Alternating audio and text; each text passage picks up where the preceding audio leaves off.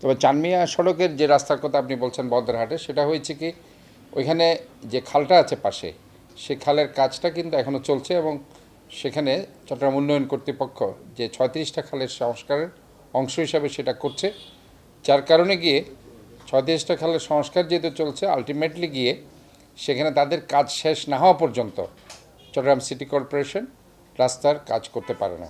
এবং আমরা অনেকবার সেখানে তাদেরকে রিকোয়েস্ট করেছি, চট্টগ্রাম উন্নয়ন কর্তৃপক্ষকে আমরা বলেছি চিফ ইঞ্জিনিয়ার সহ যারা সংশ্লিষ্ট কর্মকর্তা কাজটা দ্রুত করার জন্য, 34 ব্রিগেডের যারা আর্মি অফিসাররা আছেন। কারণ এখানে আমাদের এই রাস্তাটা আসলে খুবই সেন্সিটিভ রাস্তা এবং আমাদের এই রাস্তার জন্য আমাদের বাজেটও অ্যালোকেটেড করা আছে। আপনারা জানেন যে ২,৫০০ প্রকল্পের আমাদের আরও প্রায় ৭০ থেকে ৮০টা রাস্তা আমরা করবো ইনশাল্লাহ। কারণ প্রায় আমাদের ৮০০ কোটি টাকার মতো কাজ এখনও বাকি আছে। কাজে আমি মনে করি এই রাস্তাটার কাজ আমাদের দ্রুত আমরা ইনশাল্লাহ শুরু করব।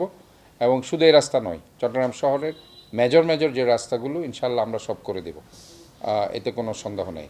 বাট দ্য থিং ইজ, আমাদের এই চানমিয়া সড়কের রাস্তাটার মূল কাজ হচ্ছে সিডির কাজটা এখনও শেষ করা হয়নি।